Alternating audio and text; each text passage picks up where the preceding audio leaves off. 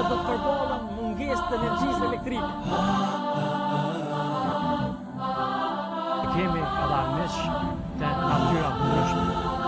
Kalon rrugës një kalimtar rasti edhe Musa e përcjell. Bismillahirrahmanirrahim. Mes të nderuar kudo që jeni, selamu alaikum wa rahmatullahi wa barakatuh. Paqja, mëshira dhe falja e Zotit qoftë mbi ju. Po takohemi në emisionin e radhës, kësaj radhe me një temë shumë të rëndësishme për jetën tonë, për të ardhmen tonë, për që ne të kemi sukses që ta fitojmë xhenetin botën tjetër.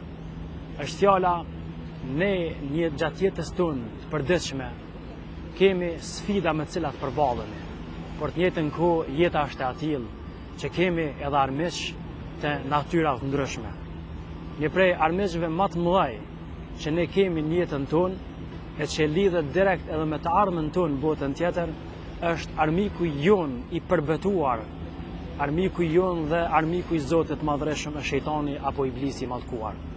Allahu i madhreshëm në Kur'an në 10 vende na ka porositur që këtë armik të tij dhe tonin besimtarëve që ta marrim si armik dhe ta konsiderojmë armik dhe asesi mos mundohemi që atë për asnjë moment ta bëjmë mik e asesi të bimë prej e kurthave dhe provokimeve dhe cytjeve të tij.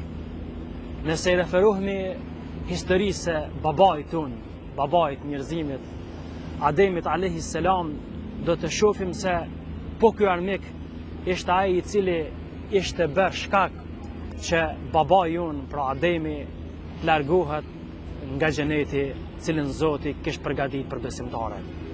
Si rezultat që shejtani e mashtroi, shejtani e nxiti në vepër të ndalueshme dhe atëherë kjo u bë shkak që Allahu xhallashanuhu Ademin ta largoi nga xheneti. Thot Allahu xhallashanuhu, Allahu më së miri pra na shpjegon se kush është ky armiku joni. Thot Allahu i madhreshëm Kur'an, e shejtanu ya'idukumul faqra, shejtani ju premton juve varfëri. Shejtani ju premton juve varfëri, por edhe ju nxit në punë të këqija. Shejtanu ya'idukumul faqra, shejtani ju premton juve varfëri. Pra shejtani nuk i premton njerëzve të mira. Aja që premton shejtani është varfëri. Por jo vetëm kaq, wa ya'murukum bil fahsha. Edhe shejtani ju urdhëron juve me bën vepra të shëmtuara. Po çka na premton Zoti i madhreshëm? Wallahu ya'idukum maghfiratan minhu. Allahu ju premton juve falje nga ana e tij. Wa fadlan wallahu wasi'un alim. Por Zoti përveç faljes që ju premton edhe mirësi. Allahu është i gjerë në mirësinë e tij dhe është i gjithdijshëm në atë që ofron robët e tij. Pra, Zoti po na tregon se shejtani i ka dy cilësi. Cilësia e parë, pra shejtani i premton njerëzve varfëri dhe njerëzit nga frika e varfërisë i shkelin ligjet e Zotit madhreshëm dhe bëjnë vepra të këqija duke ardhur tek pasuria, jo sipas rrugëve të lehtëshme, por sipas rrugëve të ndaluara të cilat i ka ndaluar Allahu xhallahu. Dhe e dyta, shejtani njerëzve u azbukuron veprat e këqija dhe njerëzit i konsiderojnë si vepra të mira dhe zhyten to duke i shkel kufijtë Allahu xhallahu. Përveç kësaj, Allahu më i dhreshëm me thirrjen më të mirë me cilën i thret besimtarët ka thonë: ja ayyuhalladhina amanu, o ju të cilët keni besuar, udkhulu fi silmi kafa, hini që të gjithë në islam, pranoni islamin, praktikoni islamin nga gjitha porët e tij, pra islamin universal që ka porositur Zoti dhe pejgamberi alayhis salam, wala tattabi'u khutuwati shaytan, dhe mos i pasoni hapat e shejtanit, innahu aduwwun mubin, pra shejtani është armiku i hap i juaj. Pra Allahu xhallahu përmes këtyre ajeteve po na njofton që armiku ju në shejtani dhe qëllimi i temës tonë është që të kemi kujdes dhe shejtanin ta marrim për armik e asesi mos ta bëjmë mik çush ndosët në botë prej rinis po dhe prej njerëzve të ndryshëm, kategorive të ndryshme të shoqërisë e marrin shejtanin, e dëgjojnë shejtanin më shumë se sa që e dëgjojnë Rahmanin Allahun e mëshirueshëm. Pra të kemi kujdes Shejtani në forma të ndryshme mundohet me deviju njeriu. Dhe jo vetëm atë besimtarin e thjesht, por edhe dietarët, shejtani në formë përshpëritje që thotë që ndërni në shtëpia tuaja, mos urdhani për të mirë, mos ndaleni nga e keqja, adhuroni ju Zotin dhe kjo do të jetë forma më e mirë që ju do të jeni afër Zotit. Dhe kështu ai fut tek këta dyshime.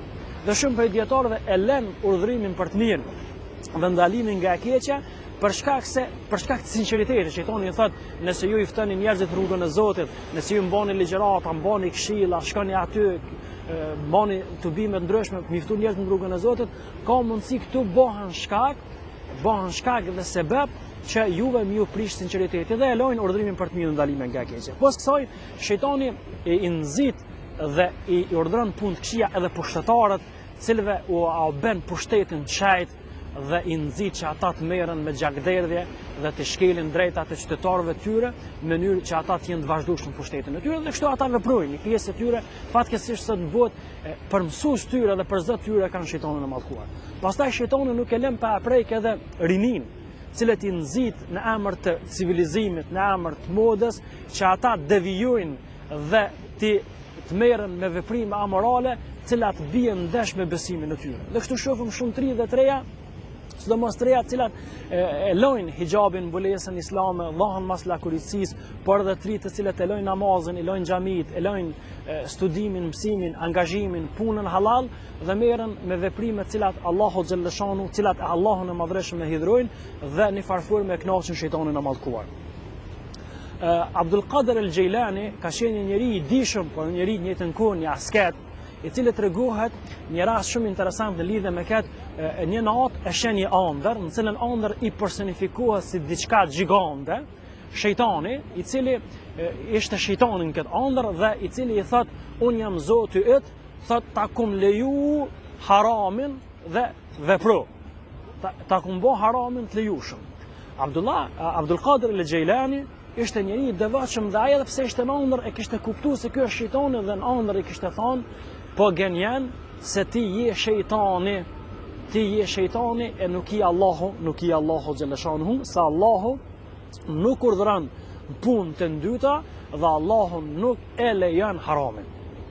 Pra, ne sigurisht që pasi që kuptojmë që shejtani është armiku jon, sigurisht se kemi nevojë për një lloj ilaçi. E ilaçi jon është Kur'ani i madhreshëm komplet Kur'ani.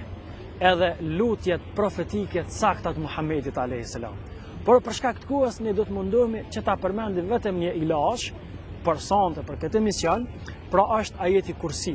Nëse ne e lexojmë ajetin Kursi, pra që është ajeti më madhështor në Kur'anin fisnik, atëherë Allahu xhalla xjalaluhu do të na mbron, nga shejtani i mallkuar dhe këtë do të jetë aja masa mbrojtëse përmes cilës Allahu xhallashanu do të na mbrojë dhe do të na ruajë nga të këqijat. Shejtani si armik i haptë njeriu, e shtin njeriu që me bën punë të këqija. Dhe qëllimi i tij është që gradualisht shejtani i lyp dëfësit tek njeriu dhe mundohet që gradualisht njeriu ta futë në rrugët e devijimit. Pra, kur kemi folë për rrugën e drejtë, kemi thonë se rruga e drejtë është rruga Allahut, ashtu që ka përshku pejgamberi a.s. në erer, dhe rrugët anësore janë rrugë të djallit, në cilën se cilën rrugë fton nga një djallë. Pra, jone është që t'i përmbohemi rrugës Allahut xhaleshanuhu dhe asesi mos bëhemi ata që shkojmë rrugës shejtanit. Një pyetje që është shumë e rëndësishme, ku përmes përgjigjes që do ta marrim, një pyetje pra, si do të mbrohemi nga shejtani i mallkuar. Na për shejtanin e mallkuar për të mbrojtur duhet të kemi parasysh 4 elemente apo 4 hapa nëse dojmë që Allahu xhaleshanu më na mbrojë neve. Hapi i parë është që ta përmendim Allahun xhaleshanu sa më shpesh. Ala bi dhikrillahi tatma'innul qulub. Me përmendjen e Allahut xhaleshanu zemrat tona stabilizohen. Pastaj Allahu na ka porositur në Kur'an dhe ka thonë: "Fadhkuruni adhkurkum." Përkujtoni mua, unë ju përkujtoj juve. Kur ne jemi të lidhur me përkujtimin e Zotit, atëherë shejtani nuk nxan vend tek ne dhe nuk do të ketë mundësi që me pas dikim tek ne. Elementi tjetër që është shumë i rëndësishëm është shoqëria e mirë. Pejgamberi a.s. ka thonë: delja që dohet nga tufa e han ujku.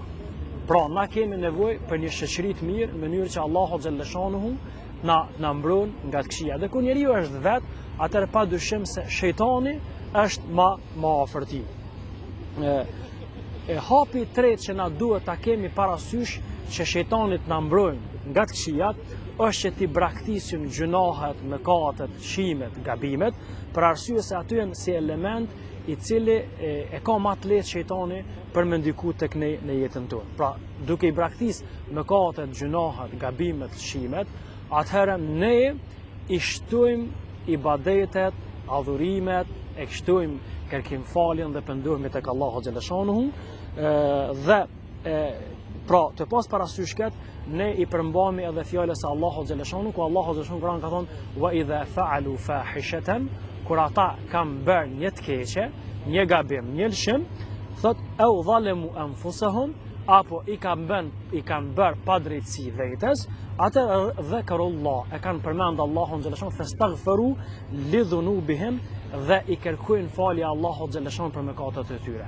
Wa ma yaghfiru dhunuba illa Allah, dhe kush i fal mëkatet përveç Allahut xhallashanuhu. Lutim Zotin e Madhreshëm që të na ruaj nga të këqija tona, na mbroj për shejtanit të mallkuar, duke përmend Allahun xhallashanuhu, pra edhe përsëritja e fjalëve të muezinit është përmendje Zotit të Madhreshëm, dhe kështu shejtani ik dhe nuk do ketë mundësi që ndikojnë jetën tonë. Kudo që jeni, selamu alaikum wa rahmatullahi wa barakatuh.